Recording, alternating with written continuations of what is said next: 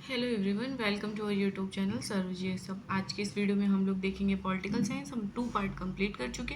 आज हमारा 3rd part, इसमें हम कंप्लीट करेंगे घटना चक्र। हम लोग देख रहे हैं बीपीएससी वाला। आज हमारा टॉपिक राष्ट्रपति, उपराष्ट्रपति और हमारे महालेखा और महानिरीक्षक वगैरह सारा कुछ देखेंगे। पहला क्वेश्चन है, भारत का कार्यपालिका अध्यक्ष कौन है? तो हमारे राष्ट्रपति है ना, तो इसका राइट आंसर ऑप्शन ए है। अगला क्वेश्चन है, संविधान द्वारा केंद्रीय सरकार की कार्यपालिका शक्ति निहित की गई है, किसके अंदर की गई है? तो राष्ट्रपति में की गई है। अगला है, राष्ट्रपति है संसद का हिस्सा नहीं होता, संसद का हिस्सा होता है। भाई संसद का हिस्सा क्यों नहीं होता है? लोकसभा, राज्यसभा और राष्ट्रपति तीन ही तो हिस्सा है। अगला है, भारतवर्ष की रक्षा के बल सुप्रीम कमांडर कौन होते हैं? हमारे भारत के राष्ट्रपति, तीनों सेनाओं के अध्यक्ष। भारत के राष्ट्रपति अपनी शक्तियों का प्रयोग करते हैं सीधे अथवा अपने अधीनस्थ अधिकारियों द्वारा। इसका राइट आंसर ऑप्शन ए है। अगला है, भारत पर राष्ट्रपति कितनी बार पुनः चुनाव के लिए पात्र होता है? कितनी भी बार हो सकते हैं, तो इसका राइट आंसर ऑप्शन डी है। भारत के राष्ट्रपति के चुनाव मंडल में कौन कौन सम्मिलित होते हैं? राज्यसभा के सभी निर्वाचित सभ्य, लोकसभा के नहीं, देखो संसद के दोनों सदनों के सभी निर्वाचित सदस्य, ये दोनों तो हो सकते हैं, तथा विधानसभाओं राज्य विधानसभाओं के निर्वाचित सदस्य। तो इसका राइट आंसर ऑप्शन हमारा डी होगा। भारत में राष्ट्रपति का चुनाव किया जाता है, तो भारत में राष्ट्रपति का चुनाव राज्यसभा द्वारा, भारत की जनता संसद के दोनों सदनों द्वारा। नहीं यार, इसमें नहीं, तो उसका राइट आंसर उपयुक्त में से कोई ने भी हमने बताया ना, राज्यसभा, लोकसभा और राज्य की विधानसभा जो निर्वाचित सदस्य उनके द्वारा। भारत में राष्ट्रपति का चुनाव किया जाता है प्रत्यक्ष, एकल हस्तांतरित, अनुपातिक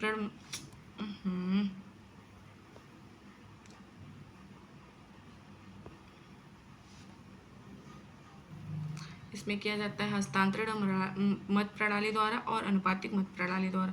तो इसका राइट आंसर होगा बी और सी दोनों। अगला क्वेश्चन है, अगर भारत के राष्ट्रपति के चुनाव में कोई विवाद है तो उस विवाद को सौंपा जा सकता है भारत के सर्वोच्च न्यायालय को।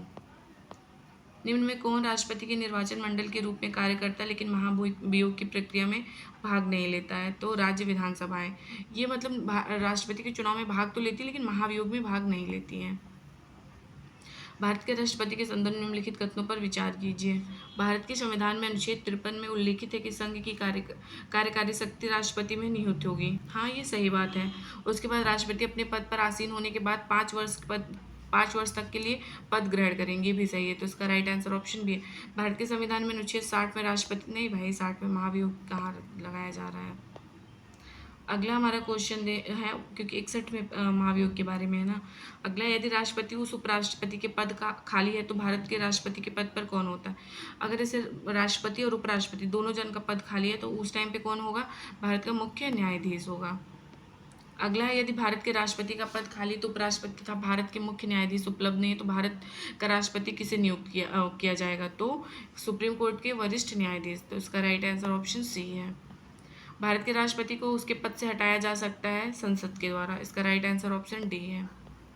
भारतीय संविधान में केंद्रीय सरकार की अधिशासी शक्तियों को किसमें निहित किया गया है? भारत के राष्ट्रपति में। अगला है, भारतीय संविधान भारत के राष्ट्रपति को अधिकार नहीं देता है राज्यों के मुख्यमंत्री की नियुक्ति। तो इसका राइट आंसर ऑप्शन बी है।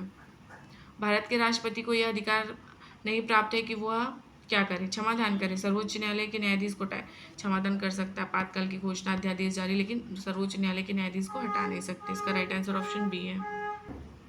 अगला क्वेश्चन, श्रीमती प्रतिभा पाटिल का भारतीय गणतंत्र के राष्ट्रपति के रूप में क्रम क्या है? तो 12वां है, याद रखिएगा। इसका राइट आंसर है।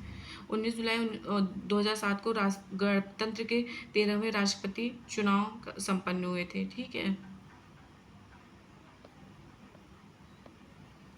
भारत के प्रथम राष्ट्रपति राजेंद्र प्रसाद किस राज्य से थे? तो वो हमारे बिहार से थे। इसका राइट आंसर ऑप्शन है।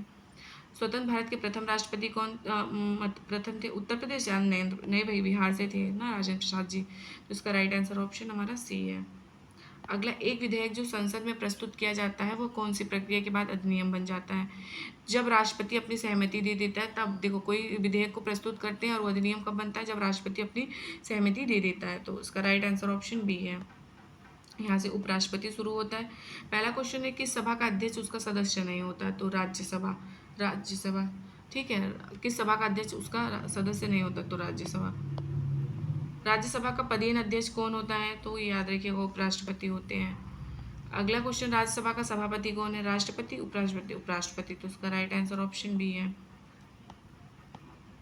राज्यसभा के चेयरमैन है, राज्यसभा के चेयरमैन है भारत के उपराष्ट्रपति। कौन सा कथन असत्य है? हमको ये राष्ट्रपति पद की प्रत्याशी आयु कम से कम 35 वर्ष होनी चाहिए, ये बात सही है। उपराष्ट्रपति राज्यसभा का सभापति बनता है, सही बात है। उपराष्ट्रपति का चुनाव भारत का राष्ट्रपति करता है, नहीं नहीं नहीं। भारत के प्रथम राष्ट्रपति डॉक्टर राजेंद्र प्रसाद। में गलत पूछा है ना, तो इसका राइट आंसर ऑप्शन सी है। 2022 के भारत के 16वें उपराष्ट्रपति चुनाव के लिए निर्वाचक मंडल में कितने सदस्य थे? तो 788। इसका राइट आंसर ऑप्शन बी है। श्री मोहम्मद हामिद अंसारी भारत के उपराष्ट्रपति के रूप में क्रमांक है 12वें नंबर के। इसका राइट आंसर ऑप्शन सी है।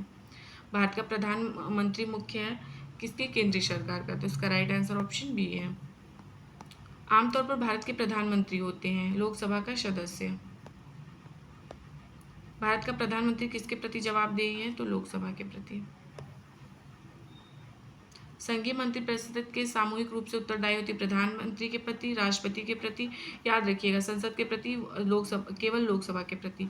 तो याद रखिए केवल लोकसभा के प्रति होते हैं। मंत्रिपरिषद उत्तरदायी होता है, मंत्रिपरिषद उत्तरदायी होता है। देखो मंत्रिपरिषद जो है आर्टिकल 75(3) में कहा गया है कि इस लोकसभा के प्रति सामूहिक रूप से उत्तरदायी होगा, लेकिन इसमें ऑप्शन में है नहीं, तो सटीक आंसर संसद के प्रति ही होगा।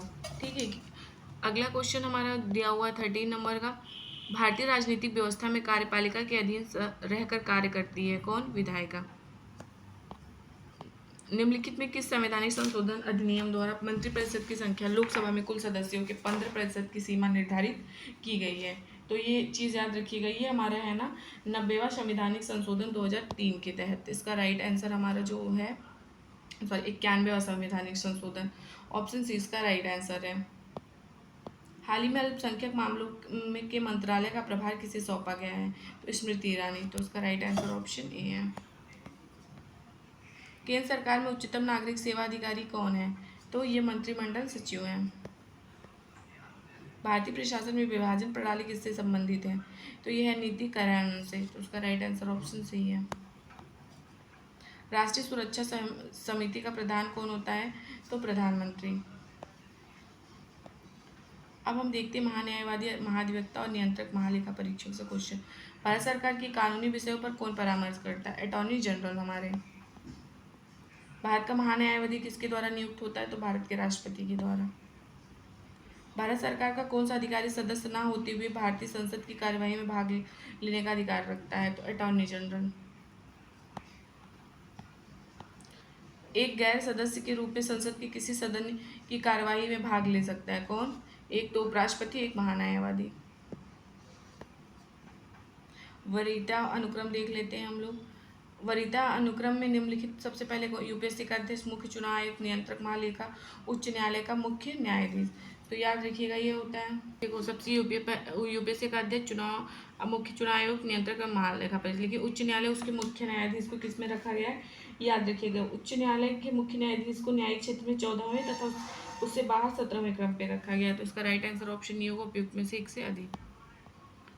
निम्नलिखित शब्दों को तार्किक और सार्थक रूप में सजाइए।